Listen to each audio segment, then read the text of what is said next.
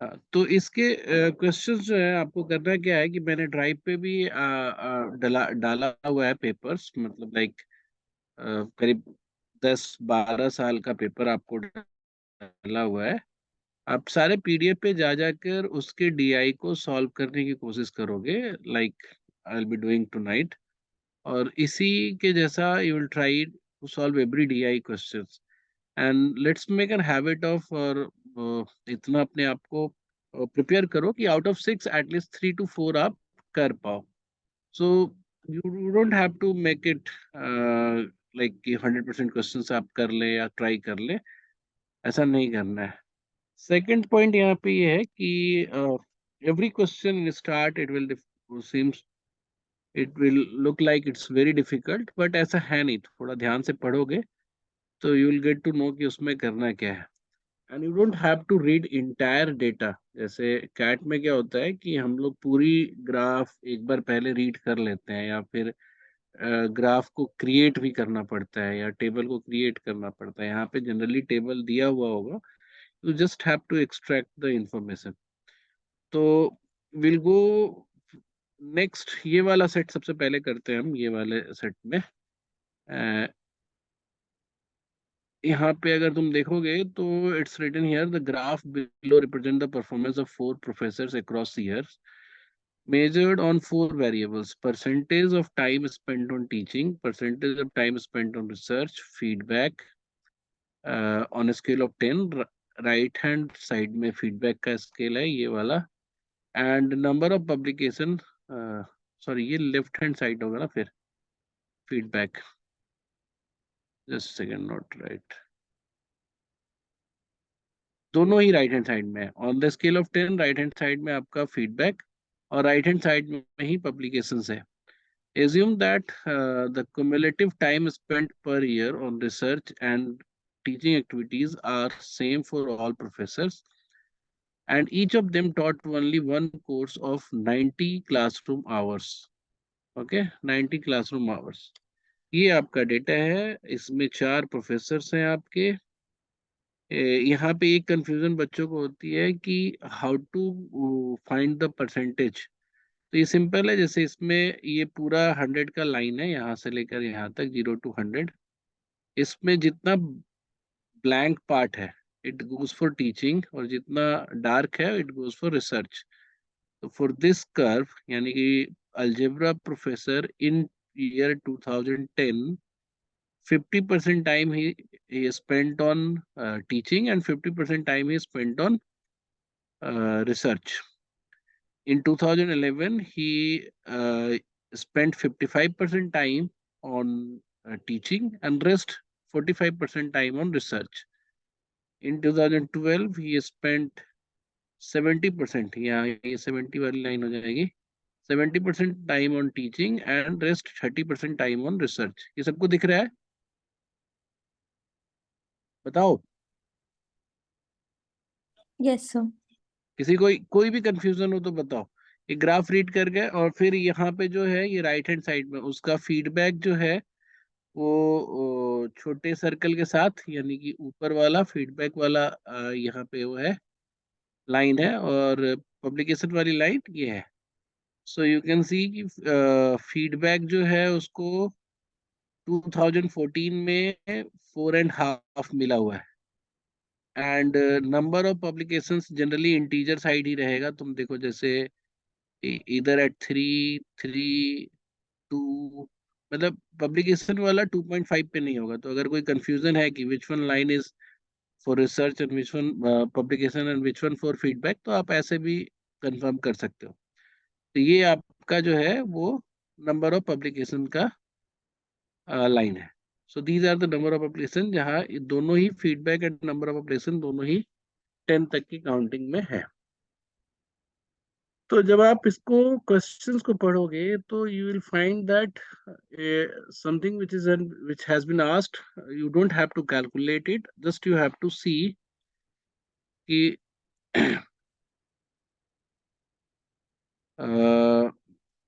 मतलब रीड करके देखना है, and you have to tell the answer.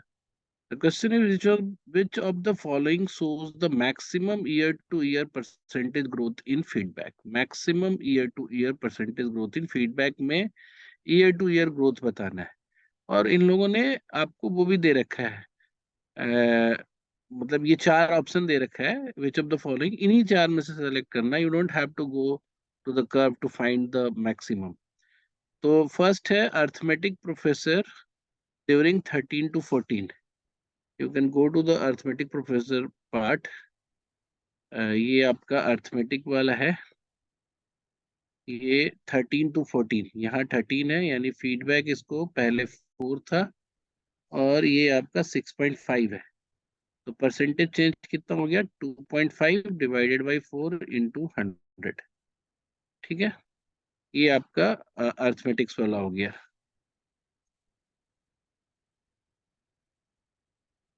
Basically 5/8। फिर नेक्स्ट है आपका अलजेब्रा का professor during 15-16। Algebra during 15 to 16। तो हम अलजेब्रा वाले में जाएंगे, 15 में विल बी सेइंग दैट 5 है इसका ये, and 8, basically change is 3 out of 5 into 100। तो कुछ ये तो आपको दिखता ही होगा, दिस इज 60%। ये आपका बेसिकली 5/8 है। 5/8 कितना होता है, 62.5। ठीक है, फिर आप नीचे जाओगे, you will C professor calculus during 12-13, और कैलकुलस का ही 14-15। तो 12-13 और 15-14-15। 12-13 में आपका इस वाले में है 4 से 7, तो 3 out of 4 into 100। एंड 14-15 में आपका 5.5 से 9, तो 5.5 से 9 हो गया, 3.5 डिवाइडेड बाई 5 into 100। तो ये आपका 75% हो गया, और ये आपका हो गया 70%। So which one is the highest, this one. तो इसमें आप इसको हाईएस्ट कर दोगे। ठीक है, तो इस तरीके से फिर जरा सा नेक्स्ट क्वेश्चन पढ़ो जरा सा तुम लोग।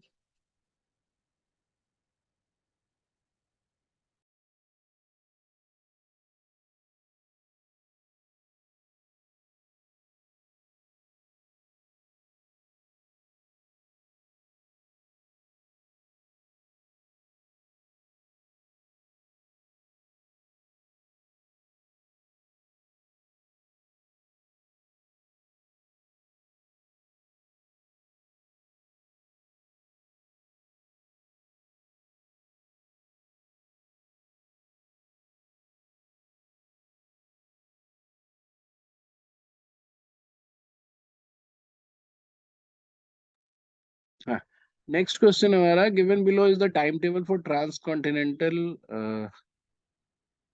Train that cut across. अच्छा, ये मुझे लग रहा है किसी और क्वेश्चन का है, इसको छोड़ दो। अ, आप मतलब जैसे you can go to the PDF of every years paper, आप उसमें जाके you can see the exact question. यहाँ पे अगर आपको थोड़ा भी कंफ्यूजन हो रहा है तो ये सर सिर्फ इससे। हाँ, बताओ क्या बोल रहे हो। सर सिर्फ ये वाली लाइन है जो गलती से मिसप्रिंट हो गई है, बाकी जो ये है ना, count the number of instances, ये तो इसी अच्छा का ही अच्छा अच्छा, है। मतलब ये 2 लाइन वो है। हाँ ओके, हाँ, ठीक ठीक ठीक ठीक ठीक। यू कैन, मतलब ये वाला कहीं और से आ गया है। Count the number of instances in which the annual decreasing effort in research is accompanied by annual increase in feedback।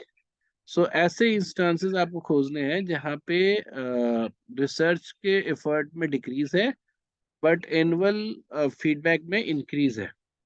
ठीक है, हम वो सारे इंस्टेंस काउंट करेंगे। बहुत आसान है, ऐसे दिखने में लगता है कि बहुत टिपिकल है, बट ऐसा है नहीं। When you go to the graph you will see it's very easy to find. तो आपको ऐसा देखना है कि कंटिन्यूअस ईयर में, जैसे 11, 10 से 11 फॉर दिस प्रोफेसर, पहले अलजेब्रा वाले प्रोफेसर में, यहाँ देखो रिसर्च में डिक्रीज हुआ, बट फीडबैक भी डिक्रीज हुआ, तो ये नहीं काउंट करना है। ये देखो, यहाँ रिसर्च में डिक्रीज हुआ, बट फीडबैक और फीडबैक में भी इंक्रीज हुआ, तो ये काउंट करना है। ये वन इंस्टेंस हो गया। यहाँ पे रिसर्च के एफर्ट में इंक्रीज हुआ है तो ये चेक ही नहीं करना है। यहाँ डिक्रीज हुआ और फीडबैक भी डिक्रीज हुआ तो ये नहीं लेना है। यहाँ पे रिसर्च डिक्रीज हुआ है और फीडबैक इंक्रीज हुआ है तो ये सेकंड इंस्टेंस हो गया। यहाँ पे रिसर्च जो है वो डिक्रीज हुआ है, फीडबैक इंक्रीज हुआ है तो ये थर्ड इंस्टेंस हो गया। यहाँ रिसर्च इंक्रीज हुआ है, विल नॉट काउंट इट। तो तीन हो गए आपके अलजेब्रा में। यहाँ पे देखो रिसर्च बढ़ता जा रहा है तो यहाँ तक तो चेक ही नहीं करना है। यहाँ रिसर्च डिक्रीज हुआ बट फीडबैक जो है वो डिक्रीज ही हो रहा है तो ये नहीं काउंट होगा। यहाँ पे रिसर्च आपका डिक्रीज हुआ है और फीडबैक इंक्रीज हुआ है तो ये फोर्थ हो गया हमारा। यहाँ पे रिसर्च बढ़ा है तो you don't have to count it. यहाँ पे रिसर्च डिक्रीज हुआ है और फीडबैक बढ़ा है तो ये फिफ्थ हो गया। यहाँ रिसर्च बढ़ा है तो ये काउंट नहीं करना। पांच हो गए। So you can just count in all the faculties graph. यहाँ पे फाइव हो चुका है, ये भी देखो ये डिक्रीज हुआ और ये इंक्रीज हुआ तो सिक्स। डिक्रीज हुआ, ये भी डिक्रीज हुआ तो ये काउंट नहीं होगा। इंक्रीज का काउंट नहीं होगा, इक्वल का काउंट नहीं होगा। डिक्रीज हुआ एंड फीडबैक इंक्रीज हुआ तो ये सेवेंथ हो गया। यहाँ ऑलमोस्ट सेम है, ये डिक्रीज हुआ, फीडबैक भी डिक्रीज हुआ तो this will not get counted. Seventh हो गया, सेवन हो गया। फिर देखो will count this as an eight क्योंकि यहाँ इंक्रीज हो रहा है, ये इंक्रीज है, ये भी इंक्रीज है, ये डिक्रीज है और इंक्रीज है फीडबैक में तो नाइन्थ हो गया। ये इंक्रीज है तो विल नॉट काउंट इट। ये डिक्रीज है बट फीडबैक घट रहा है तो विल नॉट काउंट इट। ये डिक्रीज है और फीडबैक भी डिक्रीज हुआ तो विल नॉट काउंट इट। तो total 9 instances we have found that where research effort में डिक्रीज है बट एनुअल फीडबैक में इंक्रीमेंट है। ठीक है। So it's basically my idea of this class is to tell you that you won't find all the questions like any question which is calculation intensive. आपको basically कहीं ना कहीं से graph read करने आना चाहिए। There will be few questions जहां आपको प्रॉब्लम होगी उसको रीड करने में या पढ़ने में तो you can ask me as an doubt in next class but फिलहाल let me do some questions with you so that you can feel comfortable for next set of questions or next set of papers. So अब इस वाले को छोड़ देते हैं, ये तुम खुद कर लेना। सेवेंथ है the breakup of the students in university by subject major is given in the polar pie chart. The bar chart shows that number of students who majors in physics by geographic location। ठीक है। अब ये percentage of students in major ये सारे subjects के दिए हुए हैं और फिजिक्स के मेजर के नंबर्स दिए हुए हैं। तो सबसे पहले जो क्वेश्चन लिखा हुआ है how many students majored in chemistry. Chemistry में 14% है, फिजिक्स में 18% है and we can actually find out how many people are in physics. तो विल ऐड ऑल दीज, है ना, इसको सबको ऐड कर लोगे और whatever the number it come, जैसे एक्स आता है तो एक्स को 18 से डिवाइड करके so that will get the percentage 1% का वैल्यू। और फिर इसको 1% की वैल्यू मिल जाएगी तो आप उसको 14 से मल्टीप्लाई करके you can find the number of people who have taken chemistry। ठीक है, समझ में आ रहा है तुम लोगों को? Yes sir. ठीक है। फिर आगे देखो, if the proportion of physics major who are from Delhi is same as the proportion of engineering majors who are from Delhi, then how many engineering majors are from Delhi? तो जैसे देखो अब आपको टोटल तो निकालने आएगा। Engineering का जो है, अब अगर हम यहाँ पे देखेंगे तो अदर्स और इंजीनियरिंग का नहीं दिया हुआ है बट यू कैन फाइंड कि जैसे ये 10 है तो ये भी 10 होगा और ये पूरा यहाँ से ला तक ऑलमोस्ट 50 है तो बचा हुआ इधर आ जाएगा। तो जैसे सारे परसेंटेज आप काउंट कर लो, उसमें ये 10 करके रेस्ट को यहाँ दे दो। ठीक है। अब फिजिक्स में दिल्ली का प्रोपोर्शन कितना है, तो जैसे मान लो 18 आउट ऑफ टोटल। ठीक है, 18 आउट ऑफ टोटल। तो इसमें हम इंजीनियरिंग के टोटल को मल्टीप्लाई कर देंगे तो आपको निकल जाएगा कि इंजीनियरिंग में कितने बच्चे हैं जो दिल्ली से हैं। ठीक है, ये समझ में आया तुम्हें? सर इंजीनियरिंग के परसेंटेज को हम टोटल ले रहे हैं? हाँ, टोटल ले सकती हो, मतलब ऐसे तुम ये भी कर सकती हो कि 18 यहाँ पे 18% करके इंजीनियरिंग के परसेंटेज को लिख दो, बात वही हो जाएगी, क्योंकि यहाँ पे इंजीनियरिंग फिजिक्स का टोटल लिखोगे, यहाँ इंजीनियरिंग का टोटल लिखोगे, तो कट के सेम ही आ जाएगा। तो बेसिकली प्रोपोर्शन जो है वो 18 आउट ऑफ उसका टोटल परसेंटेज इंटू इसका टोटल परसेंटेज से भी काम चल जाएगा तुम्हारा। बट ऐसे लॉजिकली क्या दिखता है कि हमें फिजिक्स का टोटल तो पता ही है, तो 18 डिवाइडेड बाई फिजिक्स का total is your proportion of Delhi, people from Delhi, और इनटू इंजीनियरिंग का टोटल अगर आप कर दोगे तो you will get the number of people, क्योंकि सेम प्रोपोर्शन है दिल्ली का जो फिजिक्स में है। ठीक है, इसके बाद लिखा हुआ है कि 20% of all students are from Chennai, what is the largest possible percentage of economics students that are from Chennai, round of to the nearest integer। तो जैसे मान लो कि टोटल जैसे आप जितना भी आपने निकाल लिया, टोटल आपने निकाल लिया, और उसमें से चेन्नई जैसे ये 12% जो है उसका निकाल लो। जैसे टोटल आपको यहाँ से निकल जाएगा 1 into 100, इसमें आपका 12% टोटल इंटू 12/100 कर लोगे तो ये 12% निकल आएगा जो चेन्नई से है। और उसमें क्या करो कि दिल्ली वाले घटा दो। व्हाट वी कैन डू कि जितना हमारा दिल्ली का चेन्नई चेन्नई सॉरी दिल्ली वाला कर फिजिक्स वाला घटा दो, चेन्नई का जितना फिजिक्स वाला है वो घटा दिए, तो जितना बच गया ये सारा का सारा हम इकोनॉमिक्स वाले में डाल सकते हैं। And then we can see कि इकोनॉमिक्स में कितना परसेंट वो पार्ट कवर करता है टोटल का। ये बात समझ में आ रही है तुम लोगों को क्या कह रहा हूँ मैं? जल्दी बताओ, ये इंपॉर्टेंट है। नहीं सर, नहीं आया। देखो मैं समझाता हूँ। मैं ये कई बार इस तरह के क्वेश्चंस आते हैं जिसमें आपको अलाउ होता है कि आप चाहे तो जितना भी किसी पर्टिकुलर उसमें दे के बता दो कि कितना मैक्सिमम हो सकता है। जैसे मान लो ये अगर सम करते हो, जैसे कर ही लेते हैं इसको, क्या सम 54, मतलब लाइक लाइक लेट से मैं बताता हूँ इसको, सम करके आता है, let me tell you in this way. मान लो कि 900 आता है टोटल, सम करने के बाद x/18 इंटू 100 करने के बाद 900 टोटल स्टूडेंट्स आते हैं। तो इसके 12% हो जाएंगे चेन्नई से। तो 12% मतलब 900 का 12% कितना हो जाएगा? 108। ये चेन्नई से है। इसमें आपका फिजिक्स वाले जो बच्चे हैं वो 40 हैं, जो 40 है, 40 को घटा दो तो आ गया तुम्हारा 68। अब ये 68 के 68 student I can give it to economics. और इकोनॉमिक्स में टोटल कितने हैं? तो 12 ही है, 12%। तो मतलब जैसे 108 का 12% कितना होता है, सॉरी 900 का 12% कितना होता है? 108 ही। तो हम पूरा का पूरा आप उसको इकोनॉमिक्स में अगर दे दोगे तब भी कितना परसेंट बनता है? 68/100 इंटू 100। तो इस तरह से निकलेगा। Basically you have to add all these to find exactly 900 मैंने लमसम में ले लिया, आप इसको ऐड कर सकते हो, या फिर अगर ऐड करो तो हम अभी निकाल के बता दें तुम्हें कि कितना होगा। कोई किसी ने ऐड किया है?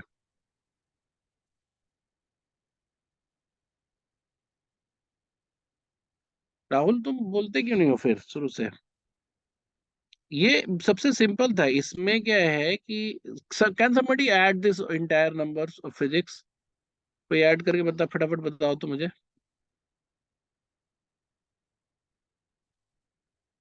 जल्दी।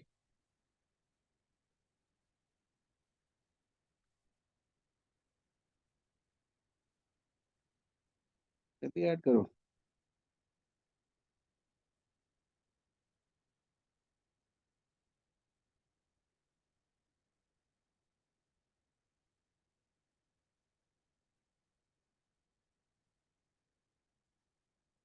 सर 225। 225। अब जो 225 है वो फिजिक्स के टोटल बच्चे हैं, एंड फिजिक्स में जो परसेंटेज है वो है आपका कितना? 18%। तो 225/18 इंटू 100, ये हमारा हो जाएगा टोटल नंबर ऑफ स्टूडेंट्स। तो 225, ये 50, ये कितना हो जाएगा? 25 × 5 कितना होता है? 1250। These are the total number of students. ठीक है, ये हमने फिजिक्स वाले से टोटल करके उसको कंपेयर करके निकाल लिया। अब ये बताता है, ये क्वेश्चन बताता है कि 25% of all students are from Chennai, sorry 12%। तो 1250 इंटू 12/100, ऐसा करने की जरूरत नहीं है, but you know how to do it. ये आपका टोटल कितना हो जाएगा, जल्दी बताओ? 150। 150। 150 स्टूडेंट्स आर फ्रॉम चेन्नई। अब आपको ये पता है कि 150 में से 40 तो फिजिक्स मेजर वाले हैं, तो वो हम घटा देते हैं, तो you are getting 110। So 110 students, 110 students can maximum allocated to economics. ये बोला ना कि largest possible percentage of economics student that can be from Chennai. तो हम क्या करते हैं कि पूरा 110 के 110 इकोनॉमिक्स वाले में डाल देते हैं। तो होगा क्या कि एक इकोनॉमिक्स में भी टोटल कितने बच्चे हैं? तो आप अगर ग्राफ देखोगे तो यूल फाइंड कि इकोनॉमिक्स में 12% है, ठीक है, 12%, यानी कि 150 ओनली। तो 150 में अगर 110 पूरा का पूरा इकोनॉमिक्स में डाल देंगे हम, तो 110 डिवाइडेड बाई 150 इंटू 100, ये आपका हो जाएगा टोटल परसेंटेज, जो मैक्सिमम पॉसिबल परसेंटेज है which can be from Chennai in economics. ठीक है, ये ऐसा हो जाएगा। ये बात समझ में आई? ओके। हम्म। तो ये आपका मैक्सिमम क्वेश्चंस अगर आप देखोगे तो, अब जैसे ये एक क्वेश्चन है, दिस में सीम्स की थोड़ा वो है, टिपिकल है। यहाँ पे अगर तुम ग्राफ जितना छोटा ग्राफ होगा उतना टिपिकल क्वेश्चन हो सकता है। तो इसमें क्या है कि ट्रांस कॉन्टिनेंटल ट्रेन है that cuts across several time zone. अच्छा, किसी को टाइम जोन का कंसेप्ट पता है कि नहीं? All timings are in local time with respect in the respective cities. The average speed of the train between any two cities is same in the both direction. मतलब train की speed same है। अब इस चीज को समझने के लिए ऐसे समझो कि जैसे मान लो आपका टाइम जोन है, जैसे मान लो कि एक टाइम जोन ए है और एक टाइम जोन बी है, और इसमें फर्क है 5 मिनट का, जस्ट 5 मिनट का टाइम रखते हैं। मतलब B is 5 minute ahead of A. तो जैसे यहाँ पे अगर 6:30 में निकलोगे, और इनके बीच का जो डिस्टेंस है, मतलब डिस्टेंस नहीं, जो टाइम है वो 30 मिनट्स का ऑब्सोल्यूट टाइम है। तो अगर 6:30 में अगर आप निकलोगे, 6:30 AM ही मान लो, 6:30 AM में ए से निकलोगे तो बी को कब पहुंचोगे? मैंने विल बी के लोकल टाइम के हिसाब से कब पहुंचोगे? अगर 30 मिनट्स का टाइम है, ऑब्सोल्यूट टाइम डिफरेंस है, so when will you reach at B? 6:30। 7 बज के 5 मिनट। 6 कितना? 6:30। 5 मिनट्स का डिफरेंस है ना? 5 मिनट्स डिफरेंस है, लेकिन 5 मिनट्स अहेड है बी। तो जैसे ए के पास जब 6:30 हो रहा था, तो बी के पास उस समय 6:35 हो रहा होगा, 5 मिनट्स अहेड है। तो जब 30 मिनट्स का ऑब्सोल्यूट डिफरेंस तुम दे रहे हो कि ऑब्सोल्यूट चेंज है, तो बी के पास वो कब पहुंचेगा? 7:05 में। और इसी तरह से अगर रिवर्स जाते हो, मान लो कि अगर हम 7:05 में अगर हम वो चल रहे हैं, स्टार्ट करेंगे बी से, so when will I reach at A के लोकल टाइम के हिसाब से कब पहुंचेंगे हम, बताओ?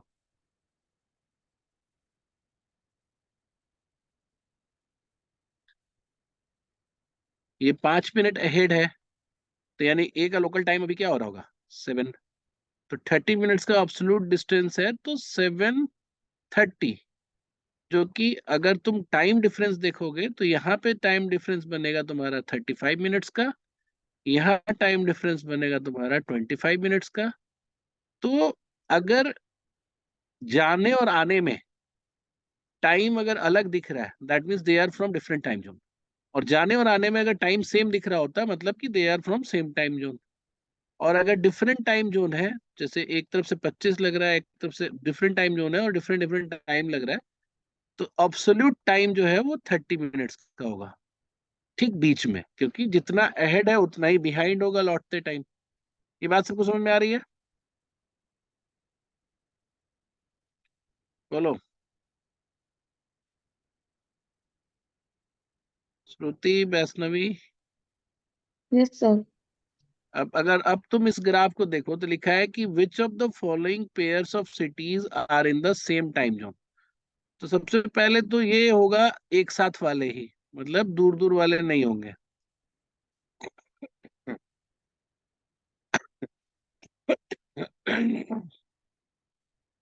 जैसे जूट से याक की तरफ हम जाएं, तो हम डिपार्चर टाइम है जूट में 6 AM, और पहुंचता है 7:45।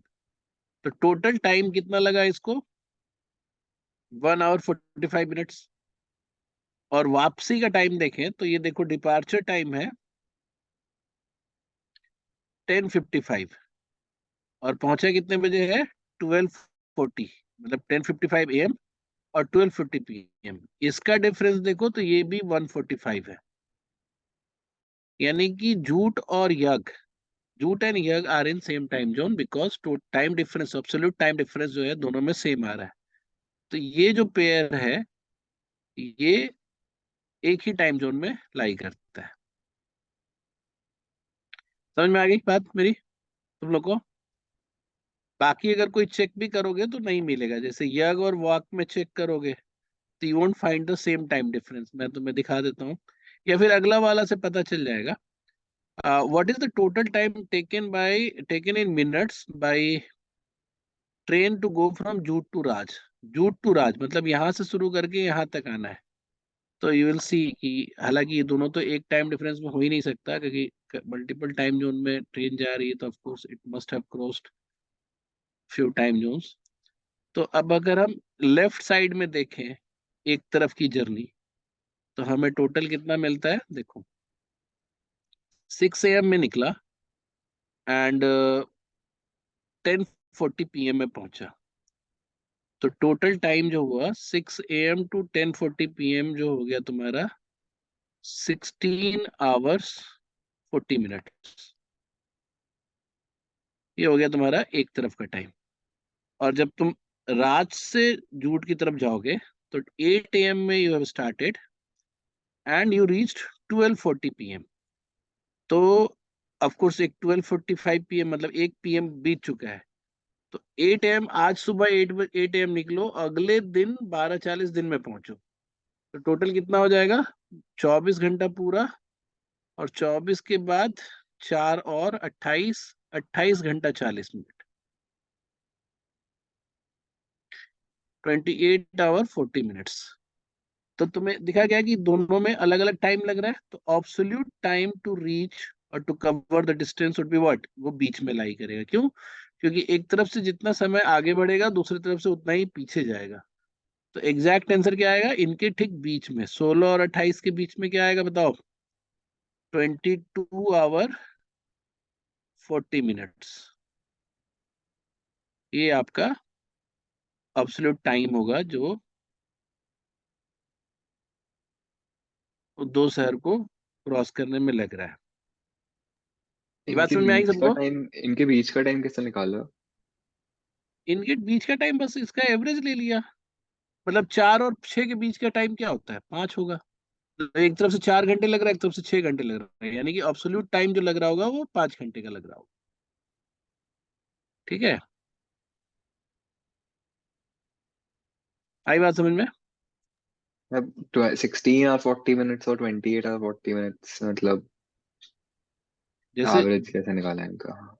नहीं, एवरेज ठीक बीच में नहीं निकल सकता है। जैसे 40 मिनट्स तो दोनों में ही है, तो हम्म 16 और हम्म 28 के बीच में वैल्यू क्या आएगी? 22। अरे कुछ नहीं तो 16 + 28/2 कर लो ना, बीच वाला निकालना हाँ है हाँ तो। हाँ ठीक है, हाँ हाँ। और ऐसे तो दिख रहा है ना टोटल कितने का डिफरेंस है, 12 घंटे का डिफरेंस है। तो 6 घंटा बढ़ा दो यहाँ से, 6 इधर से 6 इधर से, मतलब 6 एक तरफ शॉर्ट हो रहा है, एक तरफ ज्यादा आ रहा है। अब ये बोलता है कि ठीक है। अब तुम ये भी समझ गए इस पर्टिकुलर क्वेश्चन को करने पे कि जूट के बाद वाली कंपनी पीछे है, मतलब पीछे है, टू टाइम जोन पीछे है उनका। तो अगर यज्ञ में 12 बज रहे हैं, अब यज्ञ और ये, अच्छा तुमको ये भी पता है कि जूट और यज्ञ जो है सेम टाइम जोन का है। तो यानी कि जो ये जो 6 घंटे का डिफरेंस है, यही तुम्हें करना है। तो अगर राज में, यज्ञ में अगर 12 बज रहा है नून, तो इसमें क्या हो रहा होगा?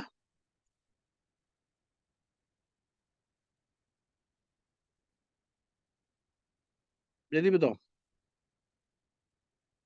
सब में, सॉरी सब में चेक करना है ना। यहाँ पे तो हम इसका देख लेते हैं, पहले इसका एक बार काउंट कर लेते हैं कि 7:50 में अगर निकलता है और पहुंचता कितने बजे, अराइवल होता है 7:40 में। तो पूरा पूरा कितना हो गया, ये 12 घंटे का रास्ता हो गया ना। तो 12 इधर हो गया, और वापसी में जाओगे तो डिपार्चर टाइम 1 PM है और पहुंचता है 10:50 AM में। तो ये तुम्हारा कितना हो जाएगा, 1 PM टू कितना है, 11 और 10, 21, 21 घंटा 50 मिनट। नहीं, कितना हो जाएगा बताओ, कितने बजे पहुंच रहा है? 1 PM टू 10:50 AM। तो 11 12 बजेगा और 10 और 11 और 10, 21, 21:50।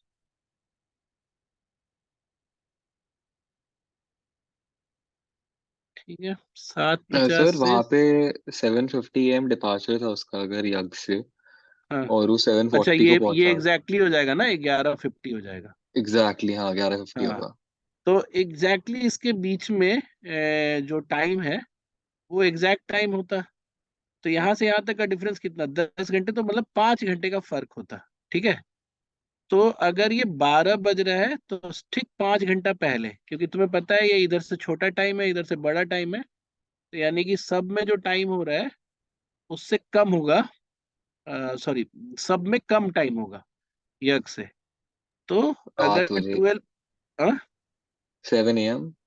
हाँ 7 AM वाला आंसर, ठीक 7 आवर्स, मतलब 5 आवर्स ये इसके बाद, नहीं 5 आवर पहले, सॉरी 5 आवर पहले। तो ये दोनों में कंफ्यूजन तुम्हें हो सकता है, बट तुमको फिर ये देखना पड़ेगा कि कौन सा पहले है। जैसे अब यहाँ से निकल रहे हो और जल्दी पहुंच जा रहे हो, यानी कि सब वाला टाइम जो है वो, मतलब आगे ऑलरेडी बढ़ चुका है। नहीं, पहले है, सब वाला टाइम पहले है। अ, तो नहीं, पहले कैसे है, एक सेकेंड, कैसे हम समझेंगे बताओ। जैसे जूट से यज्ञ जाने में इतना टाइम लग रहा है, और एग्जैक्ट टाइम इससे ज्यादा लगना चाहिए, मतलब सब में ये इट्स टाइम जो है अर्ली है। तो उस समय जो, हाँ तो ज्यादा वाला होगा। तो जो अगर सब में 12 है तो सेम नहीं, 5 PM आंसर होगा। ठीक है, 5 घंटे बाद का। ठीक है, क्योंकि आइडियली इसमें ज्यादा टाइम होना चाहिए था जूट के लोकल टाइम से, तो इसलिए उसको पहले करना पड़ेगा। ठीक है, ये बात समझ में आई तुम लोगों को? नहीं, जल्दी बताओ। राजेश्वरी। सर थोड़ा कंफ्यूजन है। कोई बात नहीं, मतलब इनको ना तुम्हें सारे क्वेश्चन जितने ईयर के DI के पेपर है ना, सबको एक बार तुम्हें ट्राई करना चाहिए खुद से। ठीक है, सब लोग एक एक बार ट्राई करो, ज्यादा से ज्यादा उसको मतलब घूरने का प्रयास करो कि you can find out by your self कि उसमें कितने का। और ये जो चीज है ना, ये लास्ट वाला, इसमें तुम ना एग्जाम्पल लेके कर सकते हो कि जैसे अर्ली टाइम जैसे कम टाइम लगता है, जैसे मान लो यहाँ 7 PM है और किसी के यहाँ तुम 5 घंटे बाद पहुंचना चाहते हो तो 12 PM में पहुंचोगे, तो अगर उसका लोकल टाइम 10 ही PM है, 10 ही PM है, यानी कि ये मतलब बाद वाला जो है, जैसे मान लो कि ये 5 घंटा ये चलना है और यहाँ पे 10 ही PM है, तो 2 आवर्स बिहाइंड है, 2 आवर्स बिहाइंड है, क्योंकि यहाँ पे जब ये 10 बजे पहुंचा यानी कि 5 घंटे की बात थी, तो ये 5 PM हो रहा होगा, तभी तो 5 घंटे में 10 PM बनेगा, तो ये 2 घंटा पीछे है। वही चीज का यूज हमने यहाँ किया है कि सब में अगर 12 बजे नून होगा तो उसमें आगे और पीछे डिसाइड करने के लिए कि कौन सा हो सकता है। मे बी मतलब हो सकता है थोड़ा कंफ्यूजन में मैंने भी ये कर दिया होगा, but you have to recheck it कि कौन सा बनेगा आपको। नीचे देखो,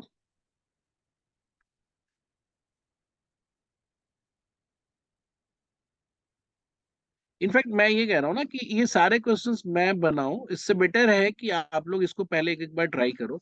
देर is no theory needed, there is no calculation needed most of the time. Basically you have to read the data, ठीक है, रीड द डेटा। आप एक बार ट्राई करो, जितने भी पेपर्स आपके पास अवेलेबल हैं इन द ड्राइव, उसमें जाकर ट्राई करो। नेक्स्ट क्लास में you can ask as an doubt कि ये आप डेटा नहीं रीड कर पाए या इस डेटा को रीड करने में कुछ प्रॉब्लम हो रही है, ठीक है। तो rather than I doing in class, आप लोग उसको सॉल्व करो तो बेटर है, ठीक है।